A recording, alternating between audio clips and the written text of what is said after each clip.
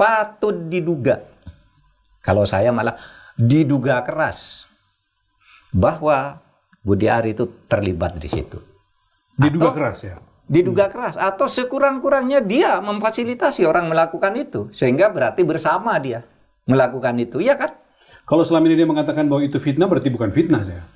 Bukan fitnah dong, bukan fitnah, karena kesimpulan orang bahwa dia melakukan itu tuh muncul dari pemberitaan ketika digebek, muncul di sidang DPR ketika Menkom Digi Bu Mutia ya? Iya, Mutia Hafid. Mutia Hafid raker muncul di situ. Kemudian dari pengumuman Polri dalam hasil pemeriksaan, gitu kan, mengindikasikan bahwa ini otaknya semula ini kan ada di Budi Ari, sehingga orang tidak bisa dikatakan memfitnah, ya. Berita meluas. Nah, kalau mau katakan memfitnah, kan saya dengar tuh, wah itu yang memfitnah akan dilaporkan ke polisi, memfitnah. Loh, laporkan aja semua yang bicara tentang Budi Ari itu, ribuan orang. Sebegitu banyak ya yang harus dilaporkan. DPR, aparat penegak hukum kan bicara peran Budi Ari di situ.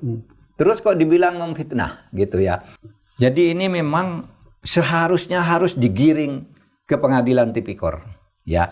Digiring ke pengadilan tipikor. Iya dong. Pintu udah terbuka. Bukan di pasal Undang-Undang ITE pasal 27 ini lagi. Oh, gitu bukan. Ya? Bukan ya? Itu biar untuk orang yang lain. Yang bukan 26 pejabat. itu, yang 26 silahkan. Khusus untuk dugaan tapi pada yang Budi pejabat Ari iya ini. dong. Iya dong. Karena nanti gampang itu masuknya kalau polisinya atau jaksanya sungguh-sungguh. Begini, saya bicara dulu asas praduga tak bersalah ya. Itu pengacara-pengacara itu sering mengatakan, siapa yang bilang Budi Ari terlibat itu melanggar asas praduga tak bersalah. Dilarang di dalam hukum, dilarang itu asas orang menduga orang tidak bersalah. Itu saya bilang pengacara bodoh.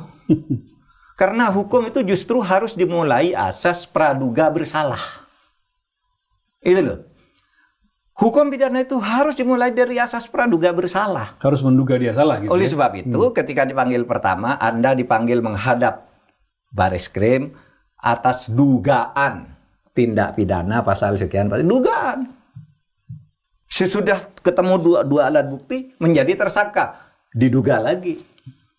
Nah, proses dugaan menuju perkara itu didorong, diperkuat oleh opini-opini publik sebagai pengawal. Jadi publik itu boleh menganalisis, oh saya melihat dia memang, misalnya ya, saya melihat dia memang berfoya-foya di situ dan ada yang bayar, misalnya. Kan boleh menduga. Misalnya ada rumah terbakar gitu ya.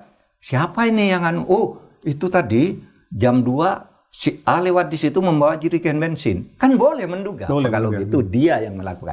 Jadi di dalam hukum pidana itu asas praduga itu harus dimulai dari praduga bersalah. Bersalah, sesudah bersalah ketemu disangka. Itu dugaan lagi kan, sangkaan. Sudah itu didakwa, gitu kan? Dituduh dan seterusnya. Meskipun itu dalam Islam bertentangan misalnya. Nah, enggak. Dalam Islam orang salah lagi. Gimana? Dalam Islam itu ada dalil. Kamu jangan suka suudzon. Suudzon itu praduga negatif lah, melakukan prasangka buruk. Jadi dalam Islam itu praduga itu dan prasangka boleh. Yang tidak boleh itu dalam hal tertentu. Gini dalilnya lah.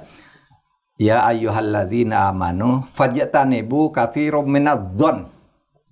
Inna ba'dadh-dhon ismun. Ini dalilnya. Hai orang yang beriman, jauhi olehmu prasangka, karena sebagian dari prasangka itu dosa. Di situ ada kata sebagian dari prasangka. Berarti ada sebagian yang tidak berdosa. Gitu ya. Nah, menduga koruptor itu disebarkan ke publik bahwa dia patut diduga.